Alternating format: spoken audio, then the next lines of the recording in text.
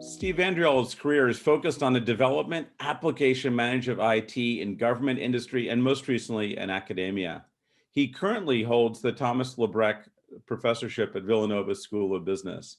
Prior to this role, he worked at DARPA as the director of the Cybernetics Technology Office, supporting the development of ARPANET, the MIT Media Lab enabling spatial data management, and Carnegie Mellon and Yale supporting AI. He was also the SVP and CTO of both Safeguard Scientific and Cigna. He's also been a founder, co-founder, and CEO of several technology consulting companies. Throughout your career, you've looked at how people can use IT to drive innovation and change and create value. One of the big challenges is, how do you do that in an established company? My first reaction is how do you do it inside an established company is leave the company and do a startup that's maybe funded by the same company, because I think there's so many constraints internally. And in my experience, where you're most constrained is when a company is doing the best financially, because that incredible need to subscribe to the principle, if it ain't broke, don't fix it, is just enormous. And trying to convince people that there's something wrong with the business model or it needs to be expanded in a certain way, maybe even processes automated if replaced when everything is going well, is damn near impossible. So I think that sort of a backdrop. If a company's not doing well, in fact, we've collected data at Villanova on this. If a company's not doing well, then fear takes hold. We found that fear was the greatest motivation for digital transformation ever. So I think when there's fear, it's pretty easy, relatively easy, I should say, to innovate. But when there's everything going very well, it's not so easy. So therefore, most of the innovation will come from the outside. You and I were talking a little bit earlier about how Amazon has managed to keep doing this. And you look at people like Microsoft, they were, a leader, they had a challenge for a while, and now they seem to be coming back. Are there any, what's your thoughts on that, about how do you get that edge? Well, I think, in the case of Microsoft, so much of it is also leadership, right? There's got to be a cultural predisposition to innovate and change. And we could have the same conversation about Microsoft during a period of time and IBM under a period of time, where they could have innovated, and they did considerably so with Watson and some other application areas and platforms. But by and large, there was this sort of, we used to refer to AI as, the AI winter. There was sort of the winter for many of these companies. And then when you see new leadership come in, then everything changes. We just completed a lot of research at the university on why do so many technology projects fail? And we came up with the data suggested 3 areas. One is lack of talent. So the talent, and all the way through, right? Not just among the people executing the work, but also the leadership. Then the lack of executive support or lukewarm executive support. And most importantly, the wrong culture. So an anti-innovation culture, even though many of these companies don't think that they're anti-innovation. And that's the previous point I made about, if it ain't broke, don't fix it. Why do we have to change everything? It's going pretty well. You're crazy to want to do X, Y, or Z. So those 3 areas explain why the failure rate for these major projects, ERP, CRM, digital transformation, is well over 70%, which is staggering. And of course, the industry doesn't talk much about that. So who's driving and who should be driving some of these transformations? So it all depends, Avery, on the kind of company we're talking about. If we're talking about a company like an insurance company that's well established, that's making a lot of money, which described Cigna when I was there. Back to my previous point, there's not a huge appetite for change and innovation. So who's driving it there? This is going to sound like a somewhat flip answer. Who's driving it there is the other companies.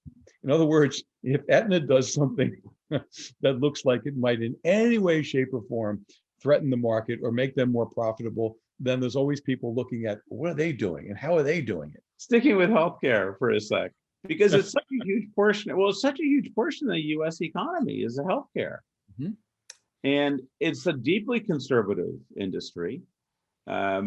Yet digital has got enormous potential to revolutionize the industry. So, how do we reconcile these two truths, right? It's a huge industry that's very conservative, yet it's a large portion of everything we spend, and digital could make a difference. So how do we square that circle?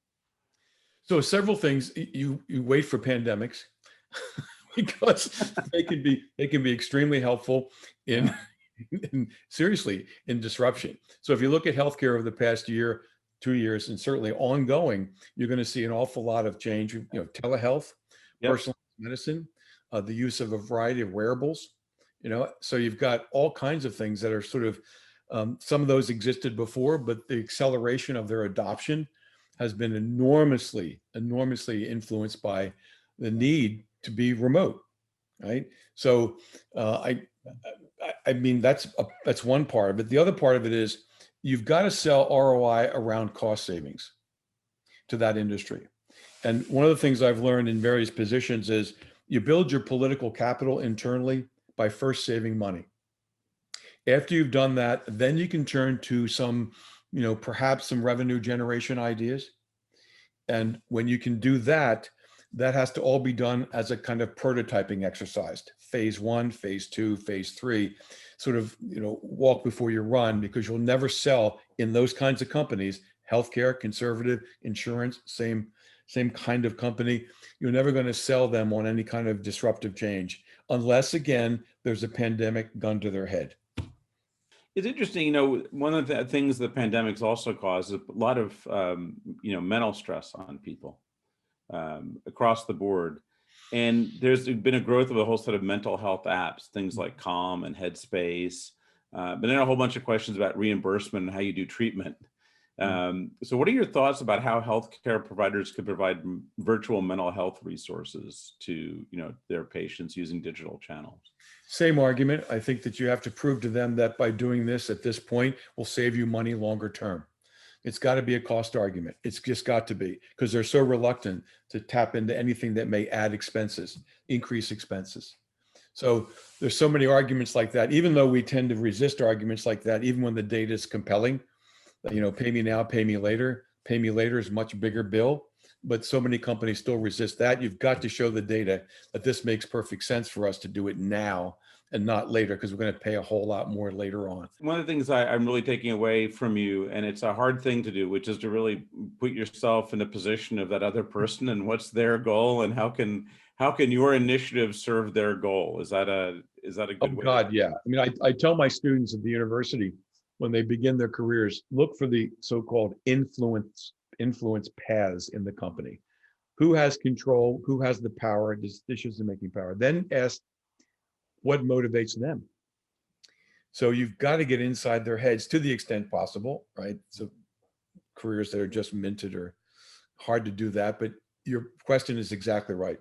You've got to get inside, understand what motivates each of the stakeholders. And the stakeholder motivation and incentives therefore change dramatically. More recently now, I'll go into the company on a consulting project and I'll say, I want to meet with the CEO. What do you want to meet with the CEO for? I want to see if they're really aligned with this, if they're really that interested in this, because I'm being brought in to help you think through a major project. And I know from experience, if that CEO is not going to support this, then there's a problem. And I will tell you, based on many conversations like that, I'd say less than half were a clear go. I'm with you all the way. They even less than half understood the project and its potential. Somehow someone convinced them to write a big check. Great. But you know damn well that if something goes wrong, they'll pull that check unless they truly believe in the project and they understand it and they accept the transformation possibilities around it. In fact, they welcome it. If that's not true, then the project, as soon as the first hiccup, they'll withdraw support. Any parting thoughts, or even better, some sneak peeks from your book, The Digital Imperative, that's coming out later? Any teaser for that? One of the things, and I've done a few pieces for Sloan and a few other places, I'm really absolutely convinced that, and I work with more companies than less that believe that technology is really kind of the last competitive advantage. And that there's a seamlessness now between business models and processes and technology. They cannot be separated. So not in the 21st century and not forever. So this is, I've been waiting a lot of decades to say this, right? So you have no choice now but to invest in technology in a very big way, but you have to do so in a very informed way. This requires different talent. This requires different commitment. This requires an ongoing agility around corporate culture, which is very difficult. But I think we're there. I don't think we're ever going to go back. I mean, all the arguments about, remember the way back when there was a thing published, by an article called IT Doesn't Matter. Mhm. I think that was back in the 90s. And, that was very controversial at the time. People say, well, it probably does matter. Now IT is the business, Yes. right? It is the business. So I think I've been waiting a long time to be able to say that and have data to support that. And now it's like, so the big reveal of a book like that is, here's all the evidence that if you don't have a really good handle on technology, the very best technologists, and a commitment to continuous transformation, you're gonna fail.